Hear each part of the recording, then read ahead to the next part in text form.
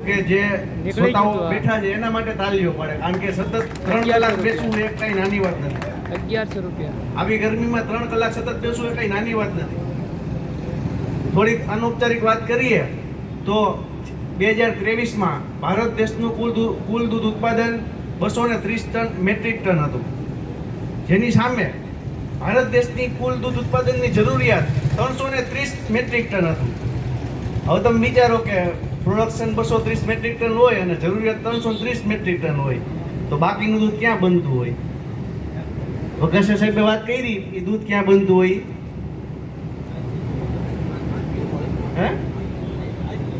હા, આદમી દોવાથી, એટલે એ દૂધ એટલું બનતું હોય.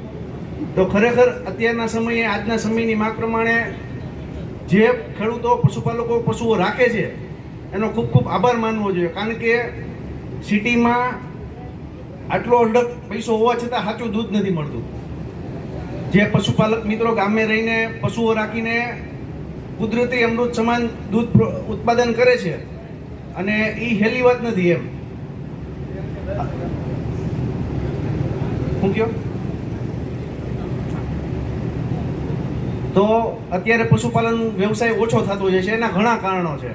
ખાસ કરીને પશુ વારંવાર ઉઠલો કરવો, પશુ દૂધ આપતું ઘટી જવું, ફેટ ન આવવા, એવા ઘણા પ્રશ્નો છે. પણ એની પાછળ ઘણા પરિબળો કામ કરતા હોય છે. માની લો કે પશુની માવજત, પશુનો ખોરાક અને પશુનું રહેઠાણ, સમયસર પાણી મળવું, ખોરાક મળવો, એ બધી જરૂરિયાત તો છે જ. પણ અત્યારે જેમ માણસના ખોરાક ખોટા થઈ ગયા છે, એમ પશુના ખોરાક ખોટા થઈ ગયા છે. અમે તો ફિલ્ડમાં રખડી છે એટલે અમને ખબર છે કે માણસો પૈસા કમાવાની લાલચે એના દાણમાં ચીરોડી અને માર્બલનો ભૂકો એડ કરે છે. તમે વિચારો, હવે આ વાસ્તવિકતા છે. પૈસા કમાવાની લાલચે કેટલું ખોટું કરે છે.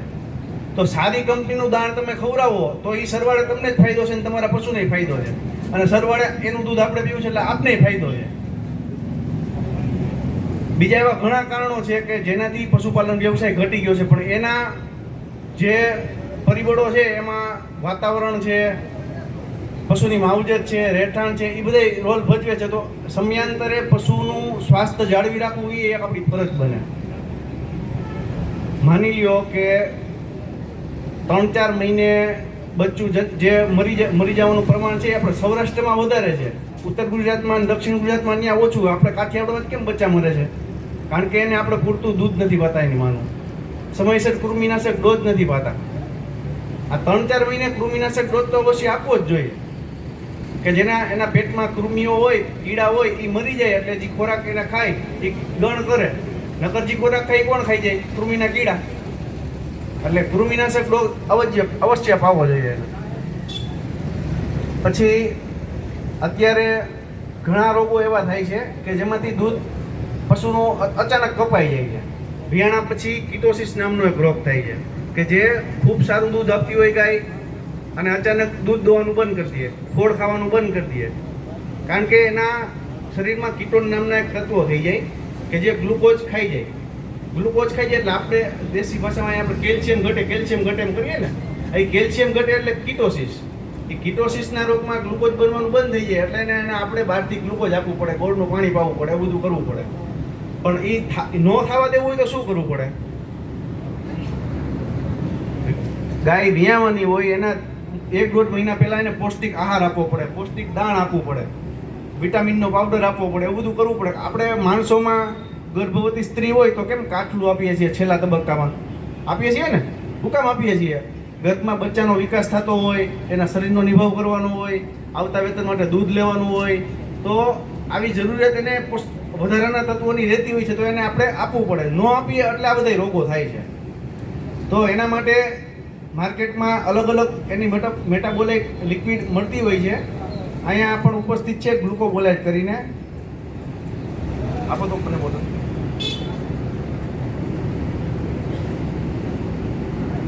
આ ગ્લુકોબોલાઇટ કરીને જે બોટલ છે એ આપણે દેશી ભાષામાં કહીએ તો ઘી છે, પ્યોર દેશી ગાયનું ઘી, ગાય માટેનું ઘી. ગાયને ઘી પાવાનું નહીં, પણ ગાયો માટેનું ઘી. આપણે રોજ 1 ચમચી ગાયનું ઘી ખાઈએ તો દેખાય નહીં પણ ગણ તો કરે ને. તો આ દવા જે છે એ ગાયના પેટમાં 100-200 ml રોજ જાય તો એ ઘટવા ન દે પરિસ્થિતિ. કે વધારે દૂધ હોય તો એનર્જી પૂરી પાડે. ગરમીનો સમય હોય તો એને કહેવાય બેચેની ન લાગવા દે ટૂંકમાં, અને પોષક તત્વો પૂરા પાડે જ. પણ આ જે કીટોસિસ નામનો રોગ છે એ થવા ન દે પહેલા નંબરમાં. પછી એનું મેક્સિમમ દૂધ હોય, માની લો કે એની કેપેસિટી 6-7 લીટરની હોય તો ત્યાં સુધી પહોંચાડે. એવા ઘણા રોલ ભજવે છે. પછી ગરમીની પરિસ્થિતિમાં હોય તો આપણે કેમ લીંબુ શરબત પીએ, હમણાં પાણીની જરૂરિયાત વધારે દઈએ, તો આ પ્યોર ગ્લુકોઝની બોટલ છે. ગ્લુકોઝ એને મળે એટલે શરીરમાં આમ ફ્રેશ રહે એટલે એને તકલીફ કાંઈ પડે નહીં, આમ આનંદમાં રહીએ એટલે મજા આવે એને.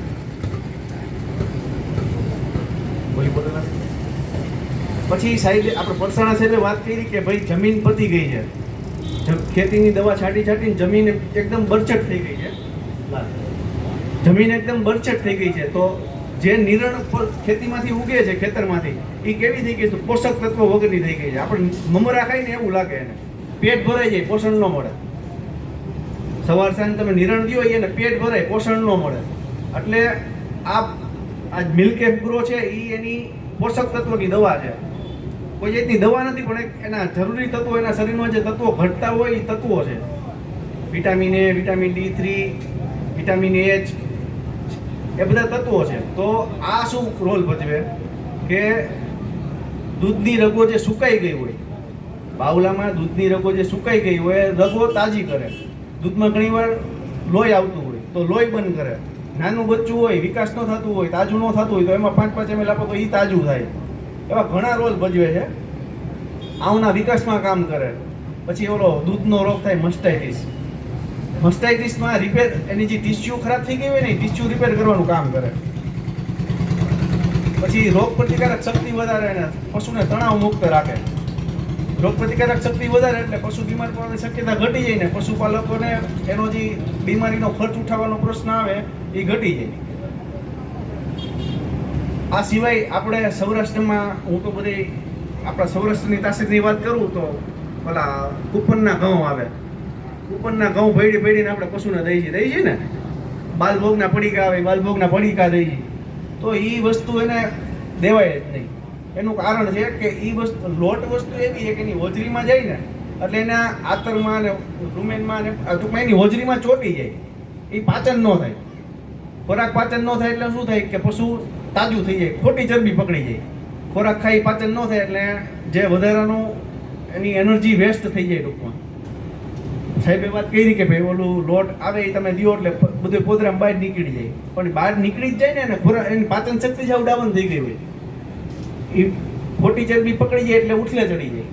માણસ હોય, પશુ હોય, તાજું થઈ જાય એટલે વાત કરી કે ભાઈ 10માંથી 7, પરસાણા સાહેબે વાત કરી કે ભાઈ 8માંથી 7 કેસ બાળકો નથી થતા એવા છે. તો એવી રીતે આપણે પશુપાલકો તમે કંટાળ્યા છો કે પશુપાલન મૂકી દેવું છે, તેનું એક જ કારણ છે, પશુ કન્સીવ નથી થતા, ગાભણ નથી થતા.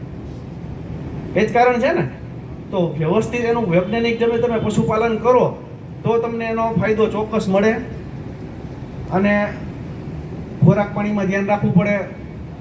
સાચી ઓળખ કરીને પછી પશુદાણ ખરીદવું પડે. અદડો કદડો ચીનથી પશુને દેવો ન જોઈએ. બસ આટલી વાત કરીને મારી મોડી આપણને સાહેબ દ્વારા જે છે કરવામાં આવી.